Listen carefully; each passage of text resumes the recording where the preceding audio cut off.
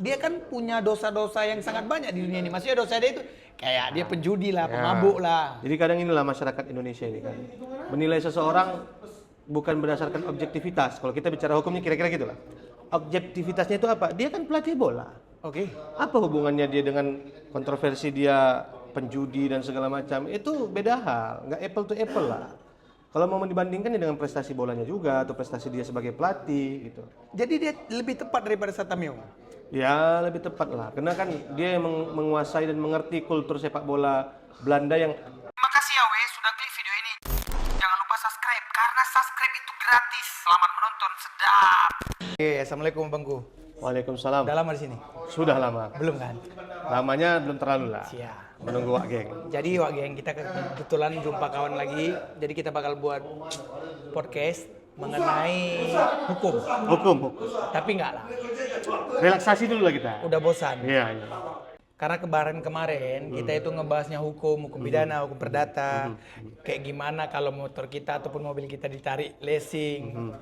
Ya hukumnya gimana semua udah dibahas dari video-video kemarin, ya kan? Oke. Jadi gini, kebetulan dari tahun 2025 awal ini adalah video kita yang terbaru. Iya.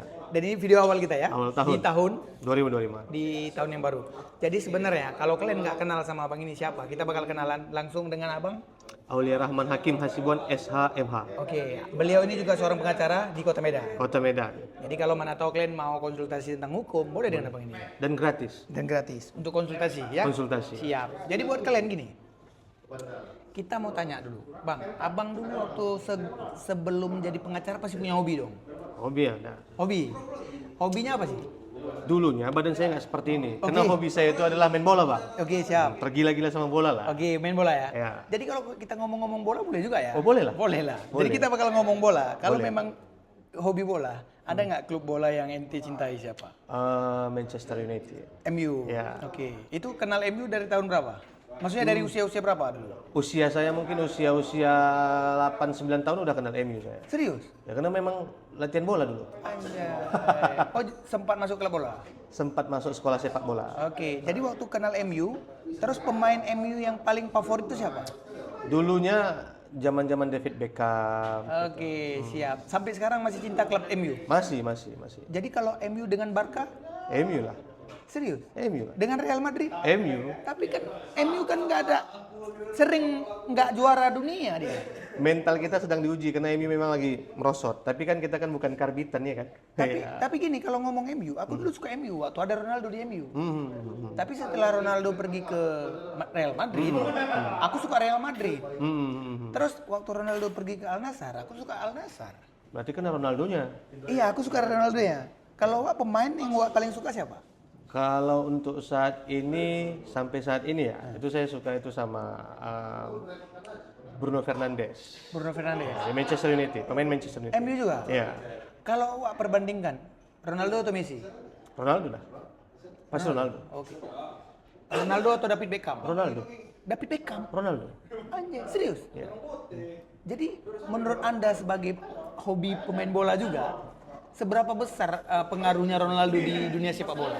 Sangat besar. Jadi itu Ronaldo tuh membuat inspirasi daripada pemain-pemain muda. Oke. Karena Ronaldo itu bukan apa namanya? Ronaldo itu hasil daripada kerja keras. Oke. Kalau Messi kan memang bawaan lahir kira-kira gitu. Ronaldo memang kerja keras sehingga sampai pada pencapaian yang saat ini. Nah, itulah Ronaldo. Umurnya hampir 40 loh, tapi masih aktif. Iya, 40 ya. Tapi sekarang dia belum pensiun sekarang. Belum, masih main di Liga Arab. Siap, Ronaldo cinta juga ya. Ya. Ya, apalagi waktu dia di MU pasti. Waktu di MU. Gila kali. Betul. Siap. Jadi gini, kalau ngomong itu kan dari sepak bola luar negeri. Iya. Kalau sepak bola di dalam negeri? Tim. Hah? Tim favorit ya pastinya kedaerahan lah. PSMS Medan. Karena kan kita dari Medan. Dari Medan, sukanya PSMS Medan. PSMS Medan. Yang Wak suka dari PSMS Medan apa? Sejarahnya. Dan karena kebetulan kita lahir di Medan, otomatis secara tidak langsung memang wajib mencintai PSMS Medan. Sur lah ya sama Sur, darah Batak kan. Oke, siap. Jadi gini, kan sekarang kan lagi viral-viralnya itu. Pelatih timnas, timnas Indonesia, siapa itu namanya? Sintayong. Nah, dipecat. Iya. Menurut Bapak itu keputusan yang tepat atau tidak? Tepat lah. Sangat tepat. Tepatnya? Karena kita bicara prestasi. otomatis prestasi itu juara. Oke. Sampai saat ini tidak ada prestasi Sintayong itu yang membawa Indonesia juara. Oh, berarti Nggak ada. pandangan Anda kurang menurut aku. Karena selama pelatih ini, dia kan bisa masuk 4 besar season Piala Dunia. Dulu-dulunya belum. Ya, ronde ketiga maksudnya. Iya. Tapi kan tetap sama aja. Prestasi itu kan ketika dia bisa menjuari suatu turnamen. Oke. Sintayong masuk tahun 2020. Oke. Tahun 2020. Oke. 2022 kita sampai final Piala AFF aja, Piala ASEAN lah, Asia Tenggara. Oke. Begitu juga 2024 juga sampai saat ini kan lihatlah gagal. Jadi Oke. apa yang perlu dibanggakan dari Sintayong? Kalau hanya sekedar ronde ketiga ya karena ada banyak naturalisasi karena itu dan dia tidak bisa meracik tim yang sudah jadi. Nah, pemain-pemainnya kan dari Eropa semua tuh, Bang. Pemain dia? Pemain Enggak Indonesia. ada Indonesia. Pemain Indonesia hampir kalau tidak salah saya 14 orang sudah naturalisasi dari warga negara Oke, Indonesia. siap. Sekarang begini, kalau Sintayong ini cocok dipecat dan menurutmu itu cocok, siapa yang cocok digantikan kalau untuk dia? Maksudnya yang pelatih yang cocok menggantikan dia siapa? Pastinya karena kita kebanyakan naturalisasi ini dari Belanda, Ya. harus orang Belanda. Berarti tepat dong siapa ini? Patrick siapa tuh? Patrick Kluivert. Kan dia lirik mau diganti dia. Tepat. Tapi berarti Wak nggak belajar dong. Pengaruh si Patrick ini kan dia kan punya dosa-dosa yang sangat banyak di dunia ini. Maksudnya dosa dia itu kayak dia penjudi lah, pemabuk lah. Jadi kadang inilah masyarakat Indonesia ini kan menilai seseorang bukan berdasarkan objektivitas. Kalau kita bicara hukumnya kira-kira gitulah. Objektivitasnya itu apa? Dia kan pelatih bola. Oke. Apa hubungannya dia dengan kontroversi dia penjudi dan segala macam? Itu beda hal, nggak apple to apple lah. Kalau mau dibandingkan ya dengan prestasi bolanya juga atau prestasi dia sebagai pelatih gitu. Jadi dia lebih tepat daripada Satamio. Ya lebih tepat lah, karena kan dia yang menguasai dan mengerti kultur sepak bola Belanda yang akan dibawa oleh Erick Thohir ke Indonesia. 14 orang kalau tidak salah saya itu naturalisasi atau orang keturunan pemain bola yang dibawa ke Indonesia. Bisa jadi kalau kayak gitu pemainnya Belanda semua lah di Indonesia ini. Nggak ada masalah. Tapi dia warga negara Indonesia. Kita ini timnas Indonesia loh kawan. Iya, tapi dia ada terah ataupun ada darah Indonesia. Menurutmu itu cocok? Cocok. Cocoknya? Kita lihat. Kalau semua pemain naturalisasi cocok main di timnas. Kita lihat. Oke. Contohnya itu Maroko. Maroko tuh Bang, yang kemarin menggebrak Piala Dunia kemarin. Iya, betul. Itu lebih kurang ada 16 orang itu yang bukan lahir di Maroko. 16 orang? Iya. Ya pemain bola aja 12 orang. Iya, artinya 16 orang itu non asli yang lahir di Maroko. Oke. Namun mereka punya darah Maroko. Naturalisasi semua? Diambil di naturalisasi, prestasinya langsung mencoreng. Nah, langsung booming lah itu kan, langsung top share dia. Apa salahnya dengan Indonesia? Nggak masalah. Gak ada masalah. Walaupun pemain dari luar. Berarti Nenek dia orang Indonesia. berarti nggak ada lah harga-harganya pemain-pemain dalam nih. Bukan. Jadi begini, paradigma itu yang harus kita singkirkan. Nah. Ketika orang beranggapan naturalisasi, orang lokal tertinggal, yang tidak, harus bangkit lah, harus bisa mengejar yang namanya dinaturalisasi ini. Main Itu sebagai stimulus gitu kan. Biar orang-orang lokal, pemain-pemain lokal bisa mengejar prestasi orang-orang luar negeri yang punya keturunan yang kita ambil ke Indonesia. Berarti gini, kalau lah orang lokal lebih baik, kenapa harus pakai orang naturalisasi, betul? Ya, Betul. kalau lebih tepatnya belum baik lah. Makanya kita harapkan ke depannya bakal lebih baik karena ada orang-orang naturalisasi ini. Toh orang Indonesia juga, neneknya orang Indonesia, kakeknya orang Indonesia, bukan orang asing gitu. Siap. Pokoknya program Erick Thohir ini harus didukung lah. Siap. Memang keputusannya baik ya? Keputusan yang baik. Oke, siap. Aku ini ada siapkan beberapa pertanyaan. Untuk Anda jawab sebagai pemain bola atau pemain bola. Pemain bola nggak jadi lah. Iya, pemain nggak bola nggak jadi. Ini lebih cocok kita pencinta bola nih. Pecinta bola. Pecinta bola. Jadi gini, dengan pengalaman kan tadi setuju nih si Patrick Kluivert jadi pelatih timnas. Iya. Oke, dengan pengalaman si Patrick, apakah dia benar-benar cocok untuk memahami karakter dan tantangan sepak bola di Indonesia? Sangat cocok. Gini loh, Erick Thohir itu kan memilih kan bukan asal-asalan. Dia lama loh di Eropa. Dia pernah memiliki saham atau pemilik daripada Inter Milan, ya kan. Dia juga punya jaringan yang luas di sana. Otomatis dia sudah diskusi-diskusi dengan orang-orang di sana. Dan dia pilih Patrick Kluivert yang darahnya itu darah Belanda. Yang menguasai tentang yang namanya total football. Oke. Dan hampir mungkin lah 40% naturalisasi kita itu kan dari Belanda. Dari segi bahasa, kultur sepak bola. Jadi kalau saya lihat pendapat saya pribadi, ya, Erick Thohir itu ingin memindahkan sepak bola Belanda ke Indonesia. Oh. Didukung. Oke, sekarang gini, kalau di mata Anda, menurut Abang, kekurangan Sintayong ini apa? Yang pertama itu dia terlalu Asia. Taktik dan strateginya terlalu Asia. Sedangkan kita ini, kultur sepak bola kita memang betul di Asia, namun naturalisasi kita tuh orang Eropa. Harus menguasai bagaimana sepak bola Eropa. Dan kiblat sepak bola itu Bang, di Eropa Bang. Kiblatnya? Iya, kiblat sepak bola kita ini kan, kiblat sepak bola dunia ini kan Eropa. Oke. Ya harusnya kita bersyukur dong. Tapi sekarang nggak lagi lah kayaknya.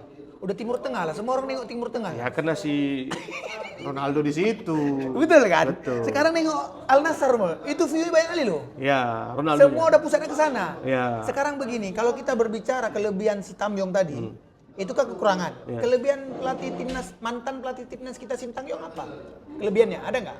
Kalau dari mata saya ya, atau kacamata saya, STY lah kita bilang. Sintayong ini dia bisa mempererat suasana antara hubungan pelatih dengan pemain. Hanya itu saja saya lihat. Oke. Dia membuat anak-anak ini, pemain-pemain ini seperti anaknya sendiri. Itu saja sih sebenarnya.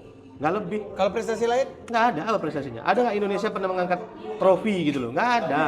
Gitu. Layak untuk diganti. Layak untuk diganti. Kalau nggak bakal gini-gini aja kita, Pak. Bakal seperti ini aja. Siap. Pertanyaan kedua ini, apakah kegagalan yang dialami di era STY ini adalah kesalahan pelatih atau ada masalah mendasar dalam manajemen sepak bola? Atau mafia bola? Kalau bicara mafia bola, saya kira Erick Thohir, Pak Erick itu the best lah. Itu paling anti dia dengan itu. Oke. Tapi kalau ditanya tentang kesalahan manajemen Erick Thohir luar biasa Bang. Jadi setiap kesalahan ataupun setiap prestasi yang gagal di tim tim sepak bola, yang orang yang disalahkan pertama kali itu ya pelatih. Yang bertanggung jawab itu ya harus pelatih. Manajemen sudah memberikan apa aja semua Bang, charter flight. Kemudian memberikan asisten pelatih sampai 9. Luar biasa Pak Erick, tapi prestasinya nggak ada. Apa prestasi Sintayong? Nggak ada. Nggak ada yang bisa diharapkan. Nggak ada yang bisa diharapkan. Hanya mengangkat peringkat FIFA. Memang dia pertama dia masuk di Indonesia, peringkat Indonesia itu 173. Sekarang itu udah 126 di peringkat 126 dunia Indonesia. Tapi kan tetap masih kalah dengan Thailand, masih kalah dengan Vietnam. Sama Malaysia? Memang kita udah di atas Malaysia lah. Cuma kan target kita... bola Indonesia sama bola Malaysia siapa lebih baik? Oh, kalau dari segi liganya ya Malaysia. Malaysia, tapi kan 11-12 lah. Tapi prestasi timnas kita kan udah mentereng. Iya. Sekarang pertanyaannya gini, apa yang bisa diharapkan dari seorang pelatih yang baru ini? Yang kita harapkan meloloskan Indonesia ke putaran final Piala Dunia. Atau setidak-tidaknya bisa menaikkan derajat sepak bola Indonesia di taraf Asia, bukan Asia Tenggara ya. Asia. Anda yakin sama pelatih baru ini? Ya kita harus yakin lah. Apalagi pilihan Pak Erick Thohir ini kan bukan sembarangan. Makanya sebenarnya prestasi Indonesia23 dunia bukan kena Sintayong. Karena Pak Erick Thohir. Apa pengaruhnya Erick Thohir di PSSI? Semua fasilitas yang dimintai STY, Sintayong semua sudah dipenuhi oleh Pak Erick. Tapi hasilnya nihil. Nggak ngangkat trofi, nggak keren juga. Kalau kita sebagai pecinta sepak bola, cara main Indonesia biasa-biasa saja. Padahal itu pemain-pemain naturalisasi itu grade A semua loh Pak. Yang main di liga utama di Eropa, Liga Belanda, Liga Belgia. Nggak bisa meracik strategi. Sekarang begini, ketika main bola, timnya ini mengalami kekalahan, itu yang salah pemainnya atau pelatihnya? Pelatih lah. Karena pelatih itulah nahkodanya Pak. Dia ahli strategi. Bahkan Ronaldo sekalipun, Ronaldo, Messi dan segala macam bersatu, tapi ahli taktik dan strateginya itu nggak jalan, nggak ada hasil. Karena taktik dan strategi itu kuncinya ada di mana? Pelatih. Berarti orang main bola yang pintar itu pelatihnya, bukan pemain bolanya? Ada hubungan lah pasti. Tapi yang mempunyai kewenangan untuk melakukan strategi kan pelatih. Siap. Mana bisa pemain menolak perintah pelatih?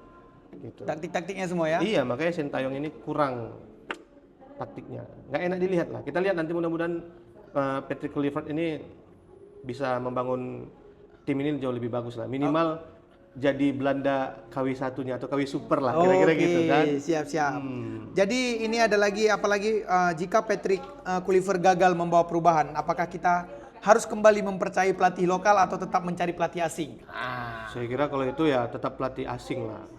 Kenapa nggak pilih pelatih lokal? Ya, apa yang bisa dibanggakan dengan pelatih lokal? Berarti Anda kurang yakin sama orang daerah Anda sendiri? Begini. Pemain kita itu udah grade A. Oke. Harusnya pelatihnya harus grade A juga. Oh, Nah, ada nggak pelatih kita yang main atau ngelatih tim di luar negeri? Nggak ada. Nggak ada. Bukan saya mendiskreditkan, tapi kita bicara fakta dan prestasi. iya, dan kita kan membicarakan perkembangan bola ke depannya. Iya, kan? makanya kita masyarakat Indonesia ini jangan terlalu pemikirannya tuh pragmatis gitu loh. Kita harus berani mengambil terobosan seperti Pak Erick Thohir. Pelatih luar negeri, pemain juga dibuat dari naturalisasi. Ya karena kita mau masuk Piala Dunia. Dan proyek ini proyek jangka panjang kan. Masih muda-muda loh pemain kita. Wih. Siap. Udah paham. Oke. Ini apakah keputusan menggantikan Sintayong dengan Patrick Kluivert adalah langkah maju atau hanya sekedar eksperimen berisiko? Nah, langkah maju. Otomatis ini kan udah ada kajian-kajian daripada Pak Erick. Kita sama Pak Erick the best lah. Dan dia pun sudah berkecimpung dunia sepak bola itu udah lama. Dia pernah menjadi pemilik daripada Inter Milan. Kita nggak bisa meragukan kapasitas Pak Erick lah dalam memilih pelatih. Begitu loh. Pastilah. Kenapa ya? Aku heran sama bola Indonesia ini. Sibuk memajukan timnas. Kenapa enggak klub-klub lokal aja dimajukan dulu untuk mencari pemain terbaik? Abang tahu nggak? Liganya Maroko itu bang, bisa dikatakan tertinggal bang. Tapi pemain-pemain Maroko bisa sampai semifinal Piala Dunia. Kenapa? Karena memang naturalisasi mereka, kemudian pelatih yang dipilih sesuai. Itulah yang kita tunggu. Jadi masyarakat Indonesia jangan terlalu mengkritisi dan segala macam. Jadi nggak perlu berharapkan dari pemain-pemain lokal ini. Bakal terasah dengan sendirinya apabila pemain-pemain lokal ini beranggapan aku harus bisa maju daripada naturalisasi. Tapi jangan cengeng. Nggak bisa maju lah kami banyak naturalisasi. Cengeng itu namanya. Ya kan? Nggak bisa berkompetisi ya? Nggak bisa berkompetisi. Nggak siap. Siap. Seperti itu. Terus ada nggak harapan untuk bola Indonesia ini ke depan bagaimana kalau dari Anda pengamat sepak bola? Sebenarnya bukan pengamat pecinta lah. Pecinta lah lebih tepat. Nanti marah pula orang pengamat-pengamat itu ya kan. Tapi kan kalau dibilang kan udah lama kali ya, walaupun Anda seorang pengacara yang hebat, ya, maksudnya dari berbagai kasus yang Anda tanganin dan itu selamat, berhasil menang, Anda mencintai bola sama kayak saya. Kayak aku pun juga, aku suka bola juga. Kan kita boleh mengungkapkan isi hati kita, betul kan? Ya udah, sekarang aku tanya sama dirimu, Pak. Jadi gimana caranya? Berharapan lah kita sebagai pecinta bola ke depan, khususnya untuk pemain sepak bola Indonesia itu kayak gimana ke depan lebih baik? Ya, harapan saya kita lah sebagai pecinta ini ya, yakin aja terhadap keputusan daripada Pak Erick Thohir yang memilih Patrick Kluivert ini. Karena dia juga mau mempertaruhkan jabatan dia kok. Dia memang cinta sama sepak bola Indonesia dan ini untuk masyarakat Indonesia. Jadi saya yakin dan percaya apapun yang diputuskannya untuk kebaikan daripada timnas sudah pasti itu. Dan pasti kita lihat aja nanti. Ini namanya juga usaha daripada Pak Erick Thohir. Patrick Kluivert pasti memberikan prestasi. Saya yakin Indonesia lolos ke ronde kedua Piala Dunia. Bahkan mungkin sampai putaran final Piala Dunia. Gitu. Tapi kalau aku boleh berbicara, sebenarnya jangan STY-nya yang dipecat. Jadi Erick Thohir-nya yang dipecat. Saya mau menanya sama Bang. Di mana Ketua Federasi Sepak Bola atau PSSI sebelum Pak Erick Thohir prestasi timnasnya sampai saat ini yang lebih bagus dibandingkan masa Pak Erick Thohir? Nggak ada. Betul, nggak ada. Tapi alasanku ada kenapa dia harus dipecat. Karena dia itu menteri. Terus dia itu menjabat kayak ngerangkap jabatan gitu loh. Tapi tidak ada aturan yang dilanggar di situ. Emang boleh pejabat ngerangkap jabatan? Boleh. Ketua PSSI, menteri sekaligus. Kalau memang betul dilanggar, sudah lama dia bakal dipecat. Jadi dia harusnya dikasih satu ruang untuk orang yang memang lebih berkompatibel lagi. Masa nggak ada sih lebih pintar daripada dia? Dia memang berpengaruh dalam sepak bola. Dia paham sepak bola. Dia lama di sepak bola. Sampai dia bilang memang tujuan dia masuk ke menjabat sebagai PSSI, sebagai amanah yang dia emban, memang mau merubah sepak bola Indonesia, anti mafia. Oke. Sepak bola Indonesia ini banyak dugaan-dugaan mafia-mafia main, Bang. Iya. Pengaturan skor. dan segala Titip-titip pemain. macam. Nah, zaman dia nggak ada. Zaman dia nggak ada pemain. Nggak ada pemain-pemain Aku titipan. takutku zaman STY nggak ada. Tapi nanti zaman si Patrick bakal ada itu titip-titipan. Karena STY ini nggak bisa dititip, ku dengar-dengar. Ya, Patrick Kluivert kan belum kita lihat. Oke. Artinya kita bisa mengkritisi, tunggu dia kerja dulu lah. Ini dia belum kerja udah dibilang dia ini mantan bukan pecandu, apa namanya, pecandu judi. Kemudian banyak skandal-skandalnya. Ini kan beda konteks. Ini kan bukan bicara tentang sepak bola. Nah, kalau bukan bicara tentang sepak bola, kenapa dikaitkan dengan sepak bola? Isu buruk lah. Iya. Isu buruk. Biarkan dia dulu bekerja, kita lihat hasilnya. Oke. Gitu loh. Baru kita kritisi. Menurut Bang Aulia, Iya. tahun berapa Indonesia bakal masuk ke Piala Dunia? 2026. Mak yakin kali. Lo yakin? Berarti 4 tahun lagi. Iya. Berarti yang akan bawa ini si Patrick ini. Patrick Kluivert. Kenapa bisa yakin itu? Karena yang pertama dia itu orang Belanda, paham kultur sepak bola Belanda. Oke. Naturalisasi kita Tapi dari kan Belanda. cuacanya nggak sama. Ya, mereka bermain di sini kan bukan terus-terusan kemari. Mereka mainnya itu di Eropa. Begitu ada panggilan timnas mereka datang.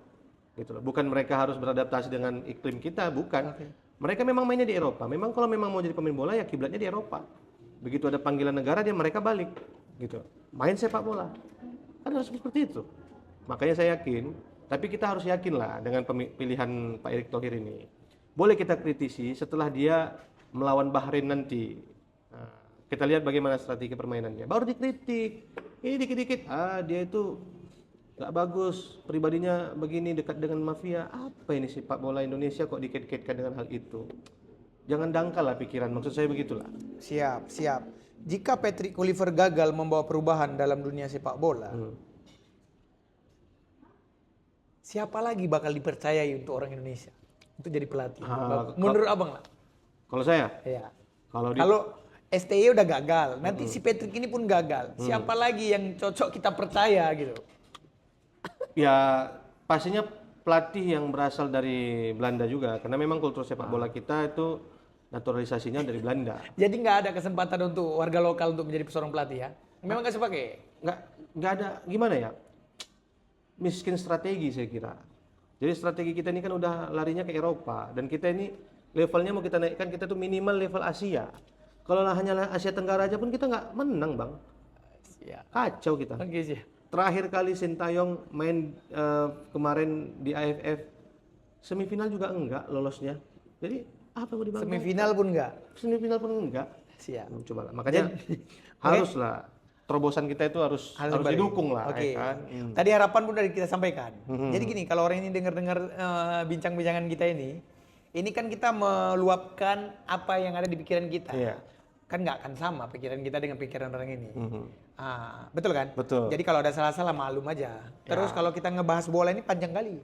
Iya. Pasti nggak ada habisnya. Ya. Terus gini. Kalaulah video ini panjang dan maksudnya nanti video ini ramai menyukai bola, ya kita bisa bahas aja lagi.